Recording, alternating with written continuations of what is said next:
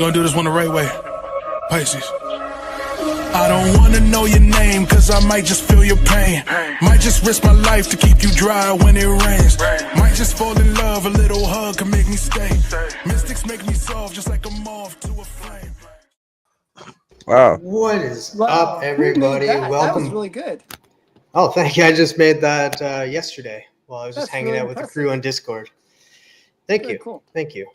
So you guys are probably wondering why we are over here for book club this week instead of Biggie Shaq's channel. There's some issues that are happening, but we said, hey, we can't let book club not happen. We all read the book. We're all here to review the book. So we decided, hey, we'll do it over here this week. We're unsure what will happen next week, but we'll keep you guys informed on what's going to happen next week. But this week we are reviewing Identity Crisis #1. This is not the cover. This is a trade paperback by Brad Meltzer and art by Rags Morales. All right, so I will kick this off here. Since it's my pick this week, that's why it's over here. Let's get this started. Actually, say hello to the chat.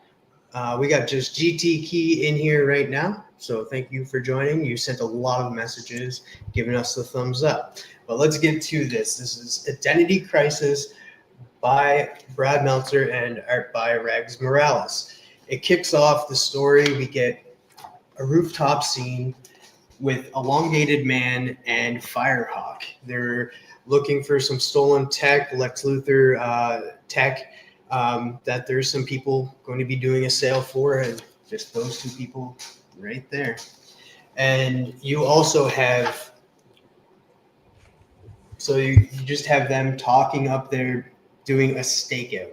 I do want to point out that this is a funny scene because he ends up saying Green Arrow. He outs Green Arrow for being bald. So this is not that serious of a book. It's kind of funny, guys. Come on. Then it jumps back over. We go to Smallville, where we see Mom, Pa Kent and Clark Kent at the dinner table, just having a family dinner, having some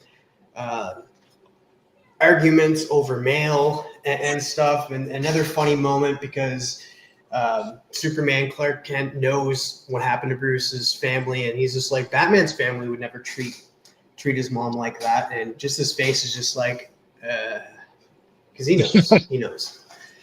So we move back over to, we see Dick Grayson, or Nightwing. Sorry, I just revealed his identity. We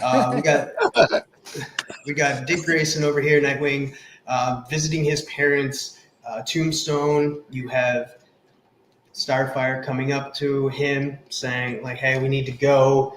We got an alert. Jumps. This story does jump a little bit over the place just to get these characters in place for what's to come in the stories later. We go to Star City. We see Green Arrow, Connor, and Wildcat just sparring. They get a notification, a phone call, an alert saying there's something that's happened.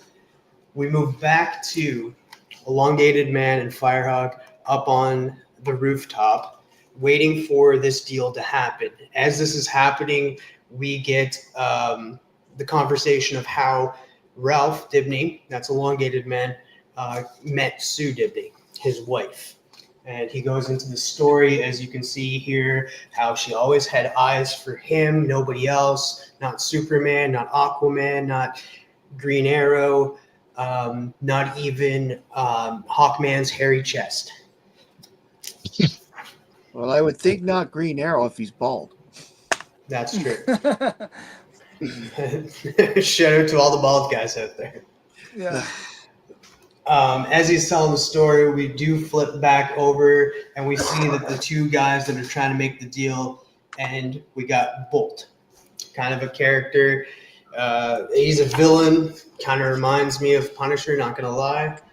And you guys can kind of tell why he reminds me of Punisher. When I saw that, I was like, wow, he's got the same costume as Punisher. Like, copyright infringement, anyone? It's like, oh, they got the bolt there, so it's all good. I know, there's the little bolt, but it's like, so, yeah. So he's talking with somebody. He has like the plan to get this tech to do the changeover to get it stolen from those guys. We still have Firehawk talking to Ralph about Sue, and he's going on about how much he loves her. So earlier on in the story, we can kind of tell like, oh, something's going to happen with Sue.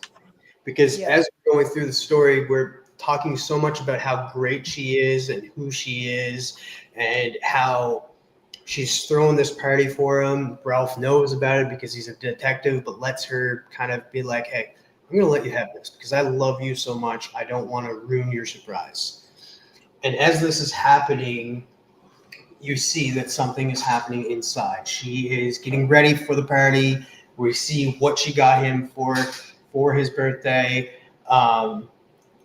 And she says there's something else. There's something else that she has hidden from him and has been able to. She herself knows that he knows that she's throwing the party. She's not dumb either. So we move on. We get Bolt sitting there. We got Elongated Man saying, don't do it, don't do it. Or no, Benny, don't do it. But I think that's coming from somebody, the guy that's the person that's in Benny's ear, Bolt's ear.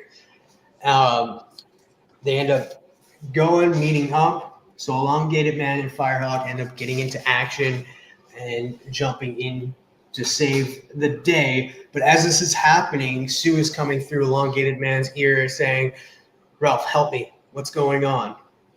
And we get this horrific scene of her lying dead. Just before he gets there, he wants Firehawk to rush, get him to her as fast as possible. We do cut back to the scene of those thugs that were trying to steal and do the sales of that suit or tech, the Lex Luthor tech, and one of the guys stayed behind to help Bolt out and called up the ambulance. So then he ends up getting to Sue, and then we get this horrific scene of her in a flooded house, burnt up, and him just crying in agony. And down below, we see that the special surprise was that she was pregnant, that he was going to be a dad. Story's not over though yet. It may seem that way, but it's not, so stick with us. We move to Gotham City, where we see Tim Drake coming home, and that where his father is there, set it up. We get the news comes on, says that Sue and Ralph Dibny were married for almost 20 years, and that she passed away. She has fatally been killed. We move to Washington, where we see Black Lightning and Katana just talking about old times and how he's not putting on the suit anymore. And then we get another scene where we do have the Atom and the Atom's ex-wife signing the divorce papers. Then we move 4 hours from now, after the brutal killing of Sue Dibny, we move and we see that Green Arrow is going in there to investigate. They paid off a lot of the cops to let them be the first ones in, and they bring a team. They bring a team of Mr. Miracle trying to figure out who could break in there, because who's better at breaking out of anything than Mr. Miracle, so he would be able to find out how the person was able to break in and break back out. We got the Metal Men, we got the Ray, we got the Atom, we got Metamorpho, and we got my guy, Animal Man. They're all doing their work, trying to figure out what happened and who done it. Any clues, anything. So we move to the ending where it comes, and this is my favorite splash page, and that we get the actual funeral, where we get all of these great characters, some in suits, and they do address why some of them are in suits, because they couldn't make this not public. Like they had to open this up to the public, and one flash of a camera and somebody's identity could be could be revealed. So half of them did have to stay in costume. Then we move to this where we get the sad moments where everybody's saying how much Sue meant to them, how Sue it was an honorary Justice Leaguer. She got made into that, and Lois Lane isn't even a Justice Leaguer. And we just sad scene right here where you do see like he wants to get up there and say a word at his wife's funeral, but he can't, and the agony is just killing him, and it's just elongated, man. He's kind of made of rubber a little bit, so he's kind of melting away. At this point, they don't waste any time. You get the teams kind of gathering together. The Teen Titans thinks it's one person. We got the Outsiders thinking it's another person. We got teams forming and gathering together to go out and find a possible killer of Sue Nibley. And then we get the last group. The last group that seems to be holding a secret that is held from other Justice Leaguers and even held away from Batman. And they kind of think that they know who did it. And at the end, we get, bring me Dr. Light. And that is the conclusion of issue 1 of Identity Crisis. All right. Does that graphic novel show the cover? Cover? Yes, it does. It shows all the covers beforehand. So we got the cover right here. There's not the trade dress. It just shows the original cover. So let's do the cover first. Thank you, Biggie, for keeping score even here. Cover, I would have to give a 4. I really enjoy the cover. It gives you an idea of what you're getting into. And it has the characters mourning. And if you never noticed, like right there, you can actually see a tear coming from Superman's eye. And I just thought that I absolutely love the artwork on it. Rags Morales just kills it on the art. And we'll jump right to the interior art, which there was a few. TM, the cover is actually Michael Turner. Oh, sorry, Michael Turner or Michael Bear? Sorry, Turner. Okay, so yeah, it's a little different, but I do love that cover. No, Michael Turner is a great artist, so that. Yeah, he's awesome. Yeah. So on the interior, I would have to say the same thing. I would give it a 4. There's a lot of great line work, a lot of good emotions in the faces, a lot of great backgrounds, and the colors are just great. But like I was in between giving it a 4 and a 4.5, but there is some of the artwork that just kind of doesn't do it for me. Like there's some scenes, like I don't like how Nightwing is drawn, but that's just one character out of how many characters did we go through in this book? So that's why I would give it a 4. Now, story. There's a lot in this. There's a lot of exposition. There's a lot of jumping over to this character. What's this character doing? It's setting it all up. Because if you go through this book even more, and we will be going through it more,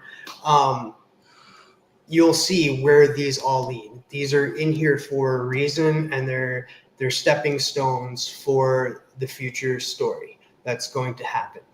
I absolutely love this story. I'm glad I reread it. It's been a year and a half since I read it. There's a lot of things I forgot about in this book.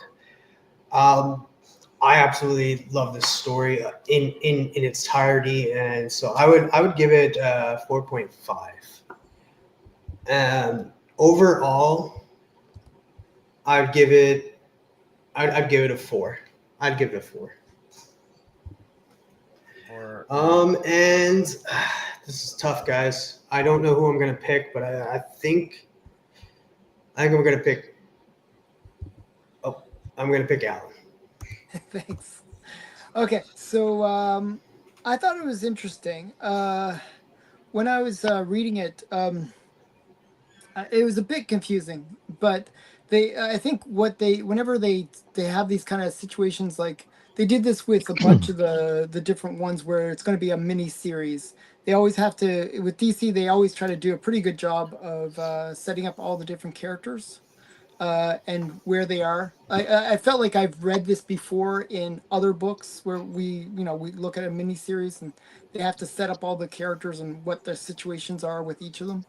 Um, so it's saying it read very familiar that way. I wasn't familiar with some of the characters, like the Punisher ripoff guy. I guess he's a teleporter. I could get that. One thing that DC I always find does well is they always show you what the character's abilities are. I think they do a really good job of that. Like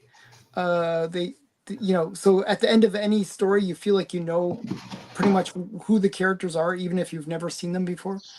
I was not super familiar with Elongated Man's wife and her whole story, but strangely enough, I actually knew this story before we read it. I've heard this story and I know what the whole arc is going to be.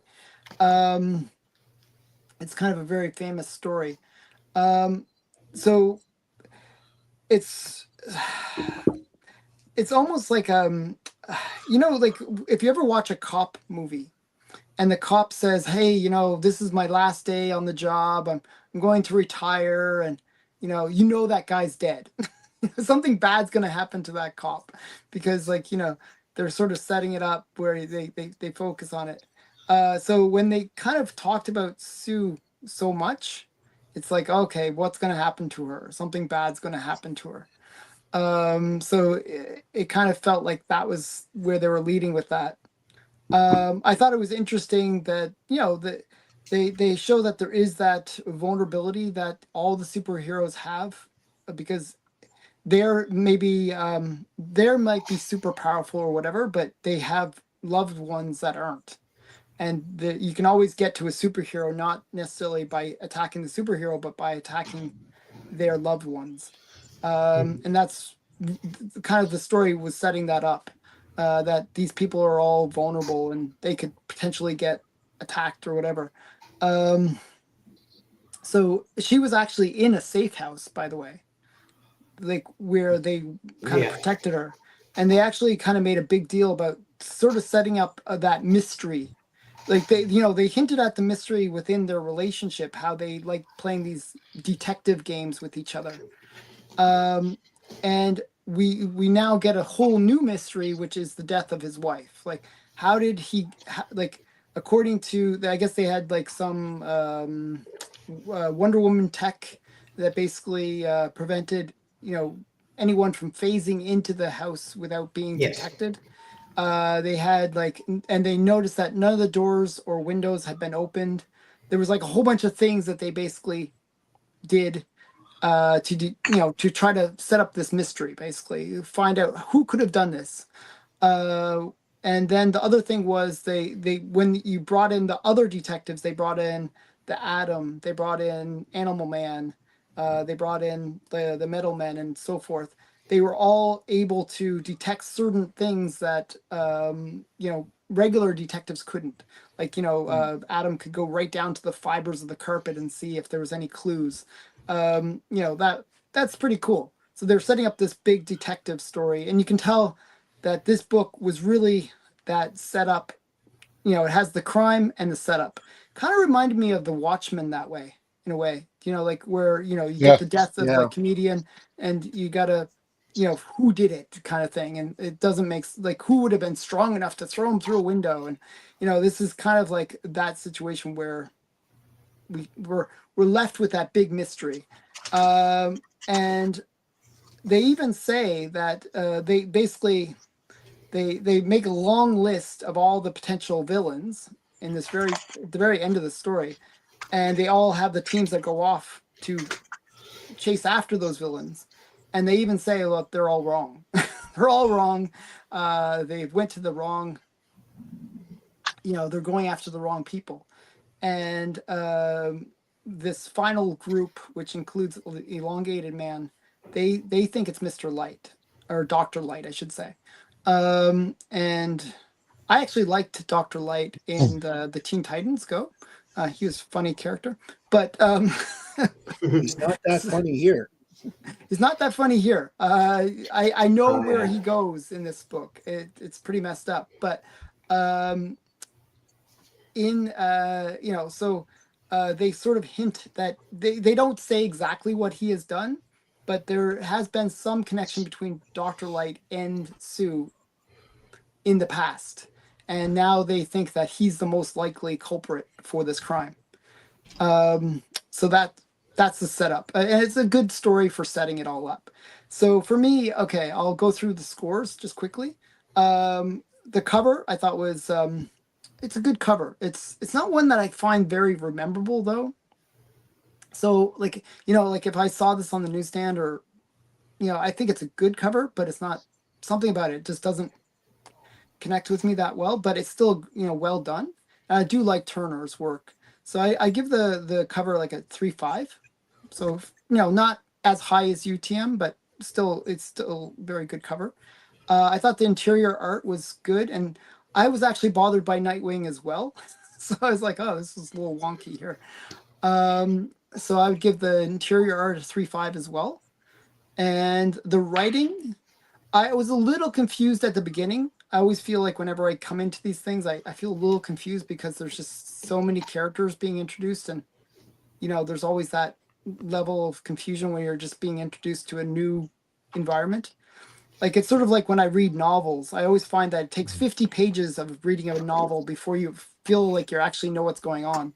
That I felt like that with this one a bit too.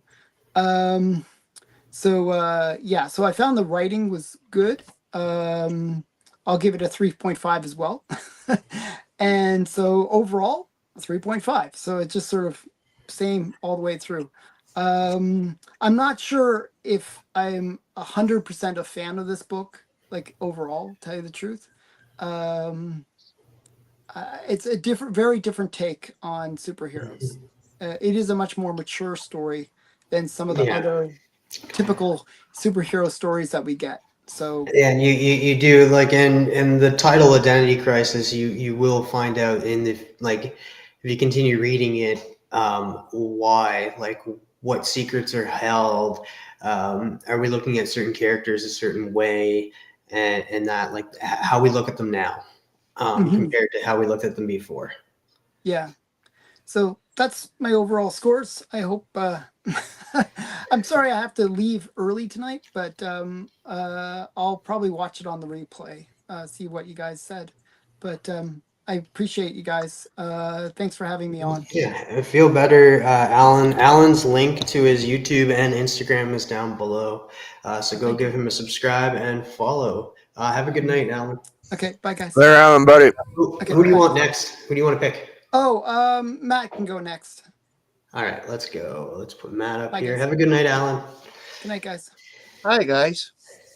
Well, having read this story as well previously, and I know what's going to happen, this is a story not for the light of heart. Okay? The first time I read it all, especially this episode, the first time I read this book, especially killing her off when she just finds out she's pregnant. Oh, that was a real killer. Sorry, no pun intended there. It simply was. You knew someone was going to die based on the cover, but the extra little step and who it was sort of was what, like, the more they talked about, you knew it was going to be Sue.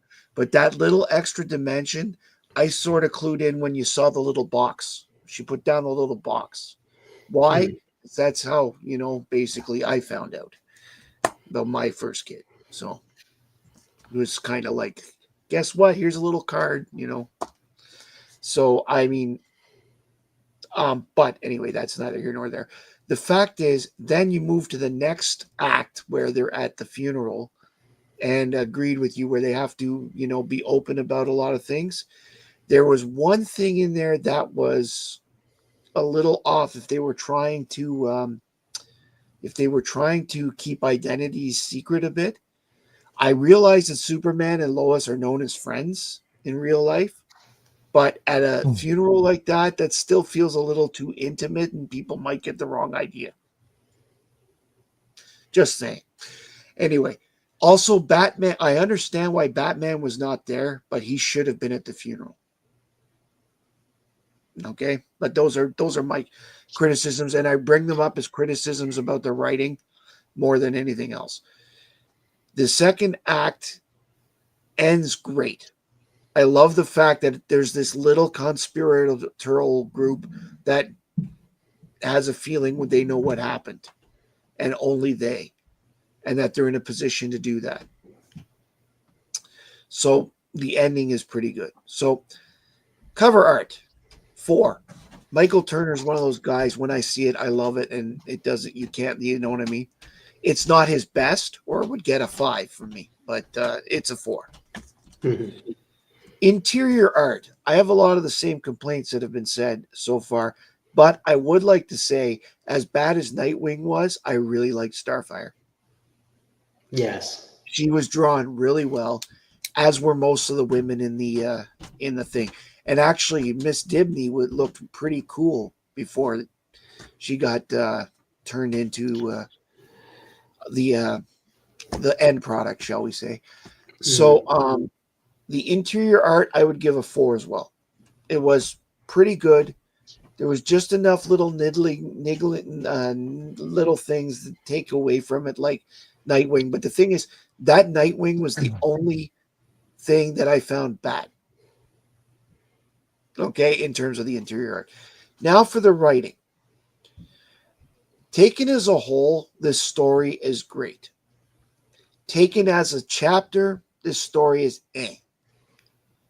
So there's a lot of tropes in it. There's a lot of like it's so easy. You're 3 pages in, you know it's going to be Sue. You know, I figured out, like as I said, the surprise she had, and also at the funeral, you knew people were going to talk about it and they were going to break into their teams and I'm going to go take care of this. We'll take care of this. You just know it. It's so overall, I give it a 3. So overall, as a book, I will give it a 3.5. All right. And Biggie can go next. I picked D last week, so. Biggie. All right. Okay. So, what's up, guys? Been a while since I've been on a live stream, baby. Glad to be back.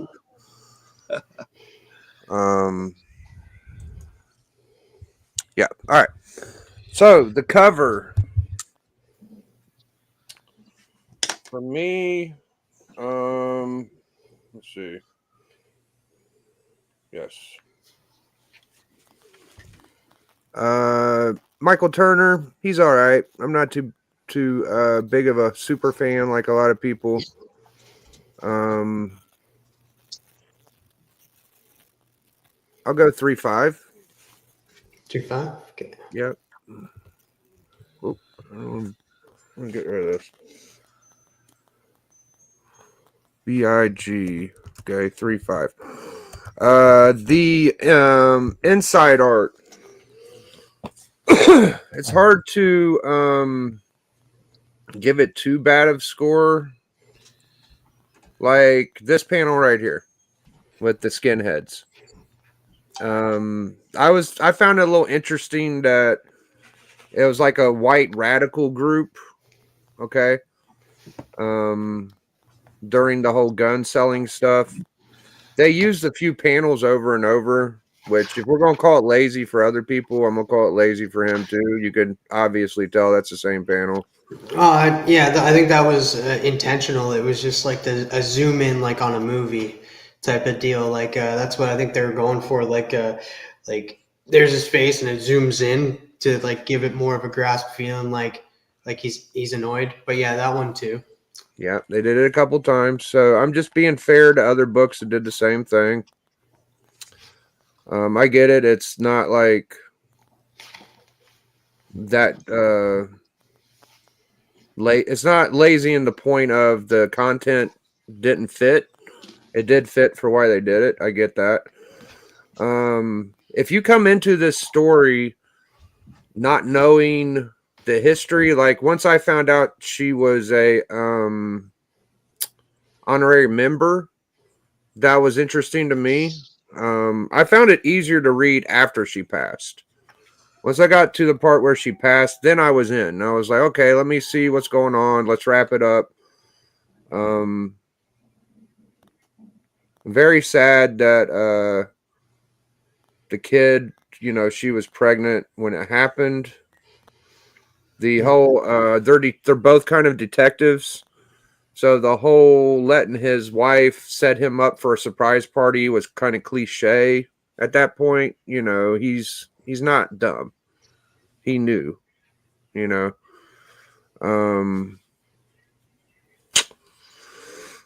So not the typical kind of comic book for me. I mean, there was some action, but not in the superhero fashion.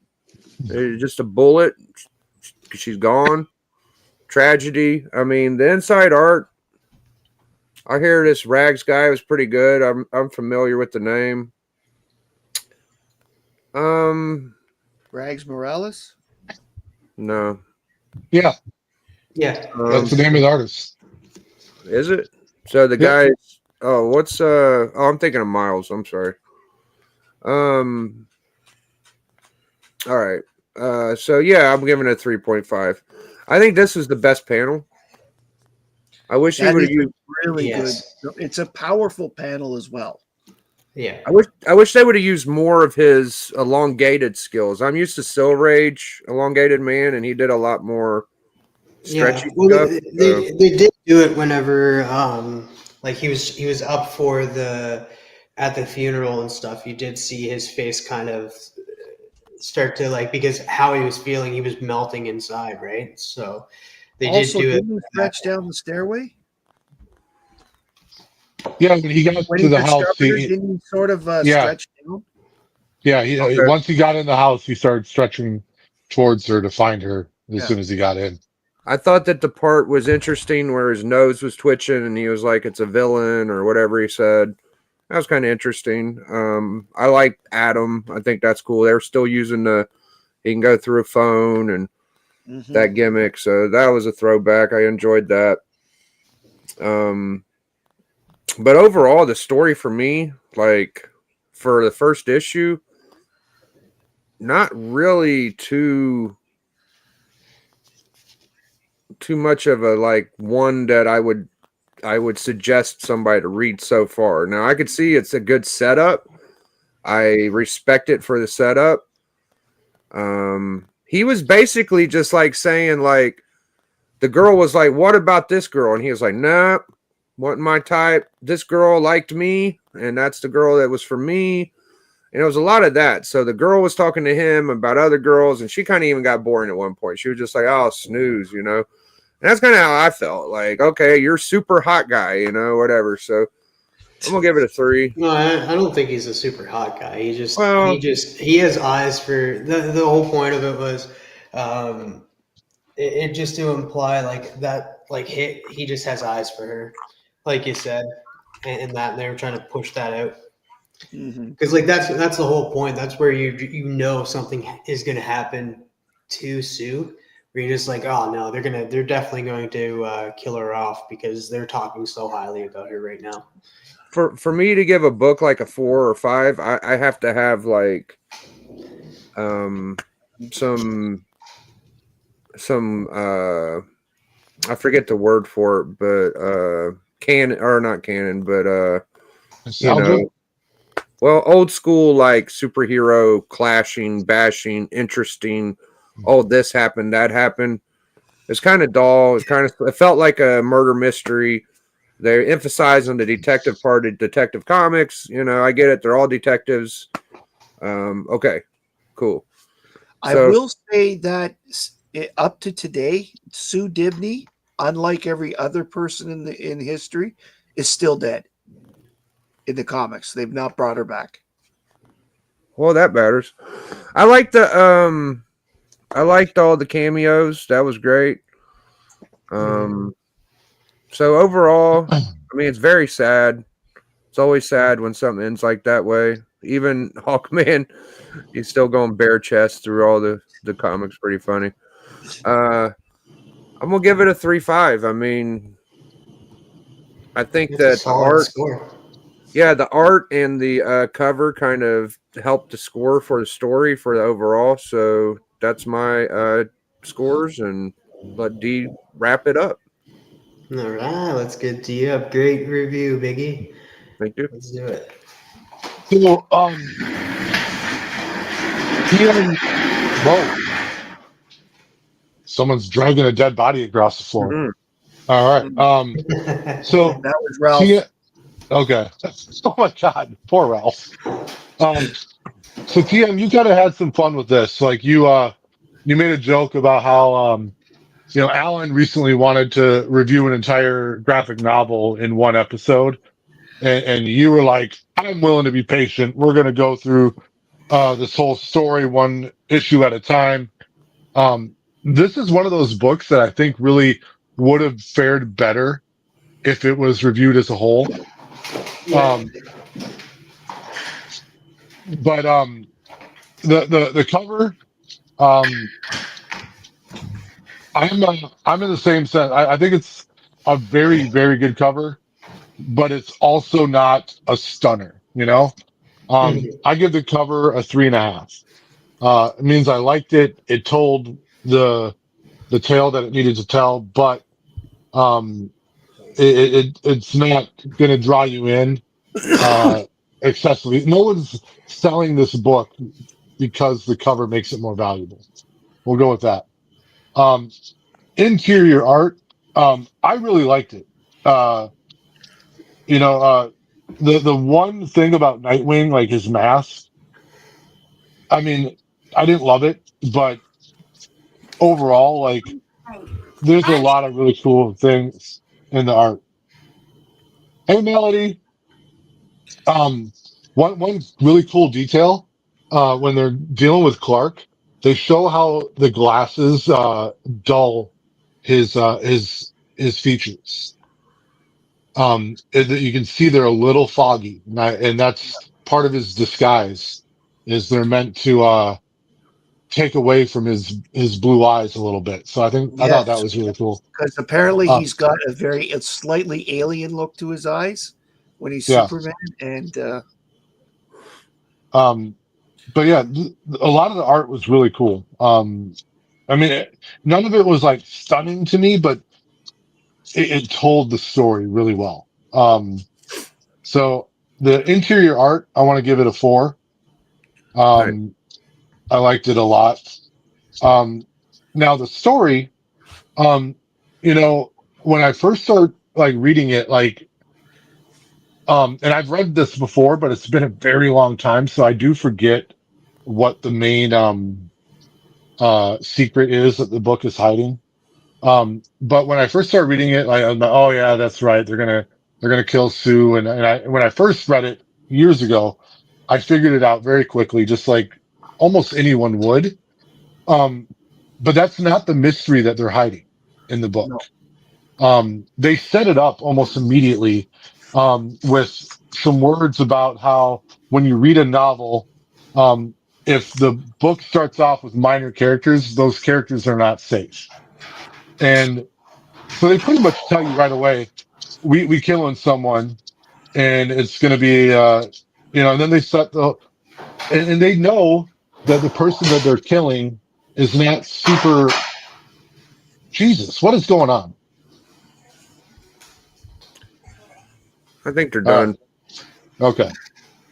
Um, so the secret is not they're not, well, the character is not that, well known. If you're not a huge elongated man fan, and you're reading this book, they do need to fill you in, and they want you to care about her a little bit more. So they give a lot of good details, and they throw in the little quip about even Lois Lane is not an honorary Justice League member. Um, so that they're trying to make her a little more important than she would be to the casual fan. A couple cool details, and this is really more a credit to the art, but it's part of the story. I loved how Batman left a note. A crime scene's done. Don't touch anything, and he put his little logo on there. He's Yeah. like, "Hey, Batman looked it over. Chill the fuck out." But Green Arrow, he's no Batman, but he knows he can piece together others that could be more thorough than Batman, individually for certain aspects, which I thought was really cool. Because like me, if I walk up to a note from Batman saying, "Hey, don't touch anything," I'm like, "Oh, Batman handled this. I'm good." But Green Arrow dug deeper, man. That's really cool. I like that a lot. Um, I think that Green Arrow recognizes that Batman can't do everything, and they've got people who have powers that can look into different things, like the atom in the rug, the Animal Man in the scent, like all that other cool stuff. Just to eliminate things, if anything. and another piece of the story that I enjoyed, when Ralph is getting ready to go up there, they're like, "Hey, you don't got to," and he's like, "Yes, I do." And he gets up there, and they're kind of like talking about how he's silent for 30 seconds, then for a minute. Then you see the Atom, Green Arrow, and Hawkman all saying like, "Hey, man, you can do it. Be strong." And in a comic book, you almost expect like he's going to pull himself together, literally and figuratively, and belt out this like epic eulogy, but he couldn't. He was too devastated, and that is something that grief can do to you. So I thought that was an interesting little tidbit right there. And I do enjoy that last panel of you see a man that's not he's not a superhero there. He's a crazed, angry husband that he wants to bring his wife's killer to justice or to the death chamber. So I yeah. So interior the story, I'm gonna give it a 4. If I was judging it on the Sue Dibney murder being like spoiled too soon, it maybe would have lowered the score for me, but that's not the mystery that they're protecting. That's the setup for the story. So overall, I'm gonna give the book I'll give it a 4. Overall 4. I like it. Okay, what was your 2 scores before that? Man, His I two said scores. Yeah. yeah. No, Don't worry about you it, Steve. What was it in the chat, Tim? 3.5 and 4. Okay, thank you. And what was the score after my turn? I put it up there. I'm pretty sure Like overall, like it was like 54 something, wasn't it? 58.5. Okay, 4, 4, 3.5, and 4. Okay, thank you. 50 what? 58.5. Got it. All right. Sorry, D. Is that No, the you're good. entire score? No, 58.5 plus my. Okay. All right, I'll get the total together, and we'll continue from there. We could all kind of get together and talk about our thoughts. Hey, and just so y'all know, when we get done reviewing the book, I do have an AOK mystery box to open up from I'm looking Man Cave forward to that. Comics. Yeah, me I too. want to see what he said to you. So the total 74. The book, I think the word I was looking for earlier was like comic book tropes. To just like be like superhero tropes where they're fighting, like when Doomsday meets Superman, he kicks him, like that kind of shit. So 74 even? 74 even. Okay. Yeah, I really like it, especially once you get more into it. You do see a lot more action and a lot more story, and it's a good read. It does get very, very risque as the series goes on. Though there's something, yeah, Well, we could kind of discuss the stuff while we go, and Dee could go ahead and let her fly, I think. What do you think, Dee? Okay, this book ended up 1, 2, 3, 4, 5, 6, 7, 8, 9, 10. 15th overall. We've done almost a full year of these books. We got about 35, 36 books already. So it's in the top half. It just below Flash 137 and just above Strange Adventures 180. Which was my pick. Damn. All right. Kind of a TM level book. Cool. All right. Are you ready, D? Should we solo you out? I don't want to be the only person on screen, so go ahead and like make me the bigger person, and you guys can be on the side. Yeah, like that. All right. So I got a little note from Man Cave, or we call him Doc. D, my brother, these books ought to settle my debt plus interest because I sent him an invoice for helping him with something. The invoice was a joke. But I sent him a very expensive, it's like 28 grand. And I sent it to his office, to his work. His secretary opened the fucking invoice, which is my favorite thing I've ever done to someone. That's hilarious. Yeah. I know you've been looking for an X-Force 1 and a polybag. It was my great sadness to let go of this, but such was my debt to you. The sacrifice had to be made. Now only have 3 copies instead of 4. The other books from the 1940s and 60s are just bathroom reading material. See you in the eternal YouTube stream. So thank you, Doc, for the cool note. Oh, my Got goodness. 2 bundles of books here. I'm going to laugh if he did send you X-Force 1. Dude, I'm almost positive he did. He had to have.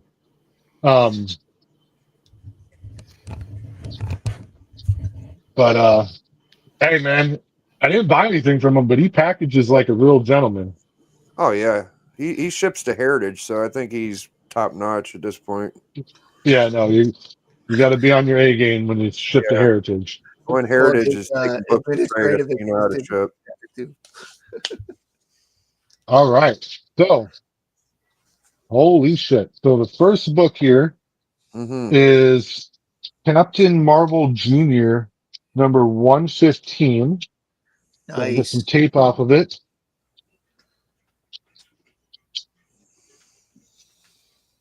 Oh, fuck. One of the best covers ever. Yeah, man. People love that one, D. Dude, he punched out eyes, dude. Yeah, people love that cover, man. Captain Marvel Jr. just like blinded a motherfucker. What a he blessed you with that one, dude. That's one of the best ones. Here we have Spy Smasher number 8 in a 4.5. Wow. Ooh. From 1942. So now this becomes my oldest comic book ever so far. Nice. Yeah, you might get beat by the end of this AOK, but that's crazy. Yeah, dude. The next one is a book from, I think it's the early 90s. Here we've got X-Force number 1. There you go. There it is. The prize of the package. And we got to see what the trading card was that came with it, because that matters. Dude, you knew when he put that in there, he had to throw in a cop. Yeah, he had to send an X-Force 1. That's a little get back. Do you not have this book? Oh, I've got it. Oh, this one's got 2 trading cards in it. But I can't see which one they are. Might be the Canadian. I bet that's one I sent him. All right. Yeah, you smell cigarettes. It smells like Deadpool. All right, so I got X-Force 1, and then I got Charleston Comics Doomsday +1, number 1. And this is a 9.4. Oh, nice. Burn. Look at that. Wonder if it's Doomsday because you like the character so much. It's just a great cover, though, too. Look at that. Yeah, just John Byrne goodness. Oh, that is John Byrne. You're right. Yeah. Hell yeah. And then there's another set.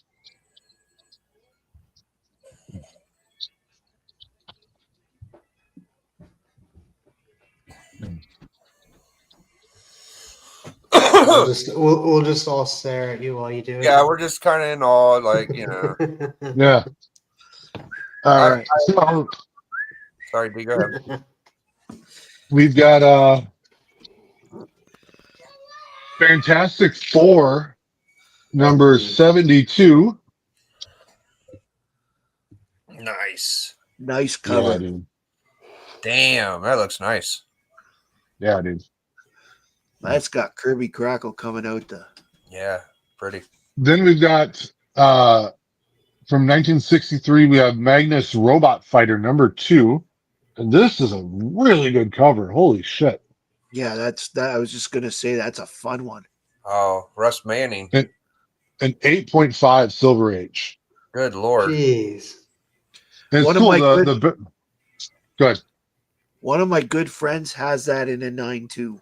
He's cool. very happy about it. And then the back cover is just a Virgin cover. Yeah, Which I think is all of pretty Russ cool. Mannings are that way. They're beautiful. They're just gorgeous. Then we've got a Raw book. Uh-oh. I think I know what it might be. All right, did you say Raw book? I thought you said Raba. Yeah, we have a Raba or a Raw book. Robin, We've got Daredevil number 38. Oh, nice. Doom. Yeah, dude. Hell yeah. And then the final book. Holy shit. What is it? This is a pedigree book from 1969. It is Superman number 216. Whoa. It is graded 9.0 white pages. Oh, wow. Wow. Wow. Guess who did that cover, D? I'm guessing Ross Andrew. Joe Joe Kubert, Kubert. baby. Big Dick Kubert. Big Dick Kubert, 9-0. Damn. Yep. Yeah, it's a first appearance, too. First soldier still. Neat. Oh, yeah. Man, Doc really took care of me. His invoice has now been removed from collections. Excellent. And we'll consider him paid in full. Beautiful. Yeah, dude. I love that Spy Smasher. Damn, that's gorgeous. Yeah, dude. I got to show my wife these now. Yeah, you got you about 3 or 4 slabs, man. You did all right. Yeah, dude. All right. All right, that's. I don't need to be the big screen anymore. Now, who's next for the choice of comics? That would be me. Yes. And I'm going with DC Comics Presents 59. Okay. Superman and the Legion of Substitute Heroes, because I think we need a little levity after this book.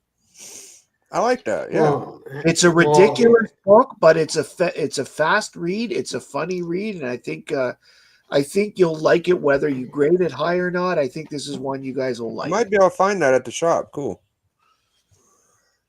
It's you might not need an to find expensive book. another one for your next pick that's comedy wise as well.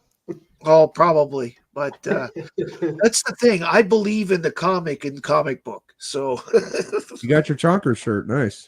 Yeah, Oh, both first of time you. wearing- Why is one a little faded than the other? That's kind of it's weird. my camera. It's my light. Oh, it's the camera. Because it's very red here. I can see it as very Oh, red. okay. I got mine too. It's so comfortable. It really is comfy, right?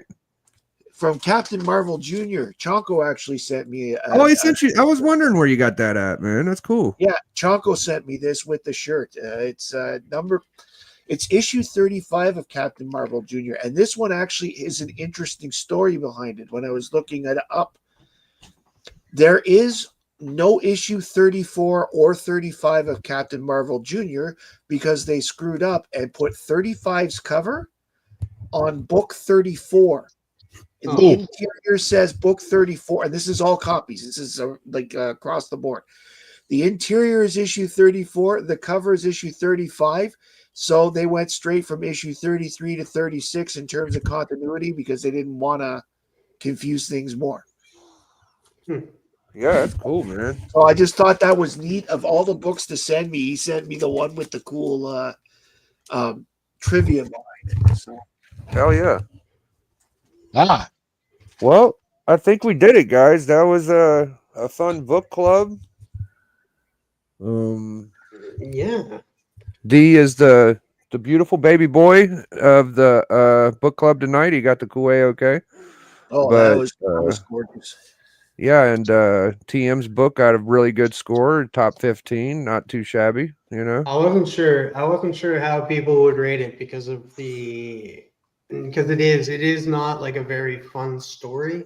Yeah, So it's a rough story, but it's a little overall bit of a it's fucking great- downer. Yeah, It's a great story overall, but it's a downer. I agree with that. I love that Captain Marvel Junior he got with the eye. That is a legendary cover, and that fucking spy. Oh man, beautiful shit, D. yeah. You're gonna have to do some Instagram posts of that, man. Send some pictures out. Hey, dude, I haven't had some new books in a while, so I will be featuring these on the gram soon. I'm looking forward to it. Well, I think we'll sign out, TM. You want to do the sign out for this week and do your thing? Or you want me to? I can do it. Guys, make sure to follow, subscribe to everybody on the panel. Everybody's YouTube's is down below. Everybody's Instagram is down below. Everybody stay safe, stay humble, and as always, my friends, stay freaking nerdy.